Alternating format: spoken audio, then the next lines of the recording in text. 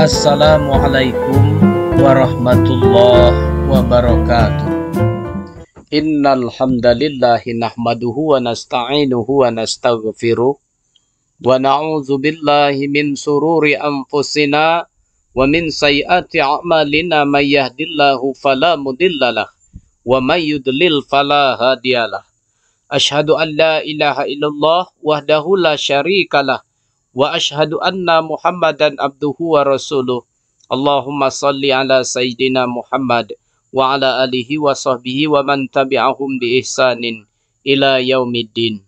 Amma ba'du, qala Allah ta'ala, a'udzu billahi minasy syaithanir rajim.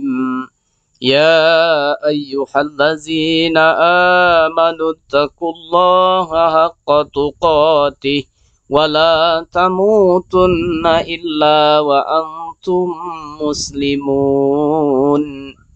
Ya ayyuhallazina amanu taqullaha wa qulu qawlan sadida yuslih lakum a'malakum wa yaghfir lakum dzunubakum wa man yuti'illaha wa rasulahu faqad faza fawzan azima.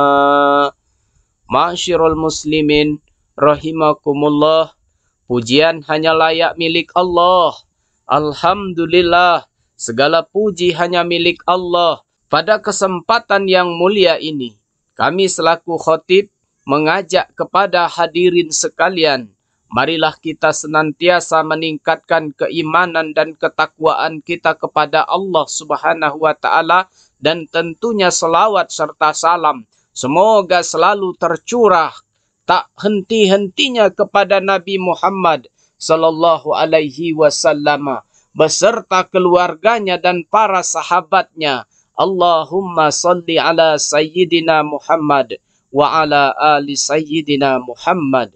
Sebagai landasan awal, kita simak firman Allah Subhanahu wa Ta'ala dalam surah Al-Baqarah ayat 28. Allah berfirman, A'udzu billahi minasy syaithanir rajim.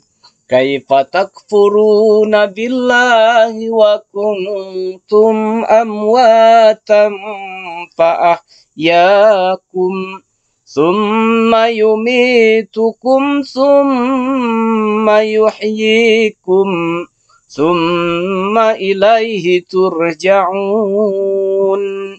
Bagaimana kamu ingkar kepada Allah padahal kamu tadinya mati, lalu Dia menghidupkan kamu, kemudian Dia mematikan kamu, lalu Dia menghidupkan kamu kembali, kemudian kepadanya lah kamu dikembalikan. Yang kita bayangkan orang tua kita, apakah mereka dulunya termasuk orang yang ingkar atau taat?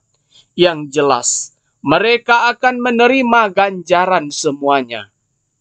Selaku anak, kita sadar atau tidak, jika mereka terbelit hutang demi anaknya, tak ingin anaknya menderita, tak ingin anaknya berbeda dengan anak orang, mereka rela melakukan apa saja untuk anaknya. Kadang mereka tahu itu dosa, tapi demi sayang pada anak dilakukan.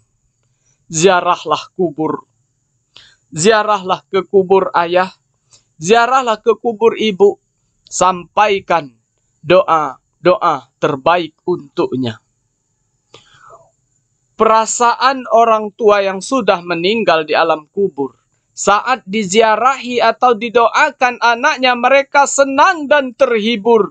Meski jasadnya sudah usang, ruh orang yang sudah meninggal bisa mengetahui dan mendengar. Ibnu Abu Dunya telah meriwayatkan di dalam Kitabul Kubur melalui Siti Aisyah radhiyallahu anha yang mengatakan bahwa Rasulullah sallallahu alaihi wasallam bersabda, Bismillahirrahmanirrahim. Ma mir rajuli yazuru qabra akhihi wa yajlisu indahu illa sta'nasa bihi wa radda alaihi hatta yakuma. Tiada seorang pun yang menziarahi kubur saudaranya, lalu duduk di sisinya, melainkan saudaranya itu terhibur dengan kedatangannya dan menjawab salamnya sehingga ia bangkit meninggalkannya. Hadis riwayat Ibnu Abdil Bar, disahihkan oleh Ibnul Qayyim Al-Jauziyah. Bahkan Nabi Shallallahu Alaihi Wasallam mengucapkan salam ketika berziarah ke pemakaman Baqi, tempat pemakaman para sahabat Nabi Shallallahu Alaihi Wasallam. Nabi Shallallahu Alaihi Wasallam mengucapkan, Assalamualaikum dara qaumin mu'minina wa atakum ma tu'aduna gadan mu'ajjaluna wa inna insya'allahu bikum lahikun. Semoga keselamatan atas kalian, wahai para penghuni kuburan dari kaum mukminin. Apa yang dijanjikan Allah kepada kalian, niscaya akan kalian dapati esok di hari kiamat. Dan kami insya Allah akan menyusul kalian. Hadis riwayat Muslim. Para ahli kubur berebutan doa dan surat Yasin yang dikirimkan dari keluarganya yang masih hidup. Dalam kitab I'natut Thalibin karya Syekh Abu Bakar Syato disebutkan para ahli kubur saling berebut doa dari keluarganya. Ada salah satu ahli kubur yang tidak perlu berebut amalan doa, karena tiap Jumat dikirimkan surat Yasin dari anaknya. Syekh Abu Bakar Syato mimpi bertemu ahli kubur tersebut. Siapa anaknya yang memiliki amalan surat Yasin tiap Jumat? Ternyata anak ahli kubur yang merupakan orang soleh itu adalah penjual sayur di salah satu pasar. Setelah didatangi, ternyata benar pemuda itu berjualan sayur.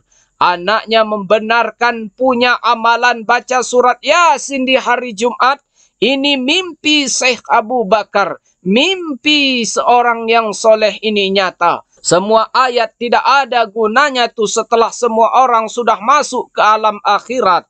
Tapi kalau masih di alam kubur atau barzakh, ahli kubur itu masih dapat manfaat dari bacaan Yasin yang ditransferkan oleh keluarganya.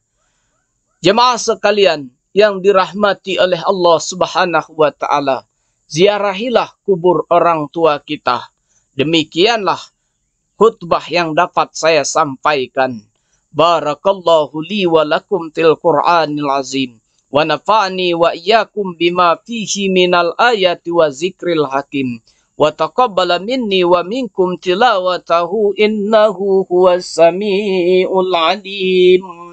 Aqulu qawli hadza wastaghfirullah li wa lakum wa lisa'iril muslimina wal muslimat wal mu'minina wal mu'minat fastaghfiruhu innahu huwal ghafurur rahim.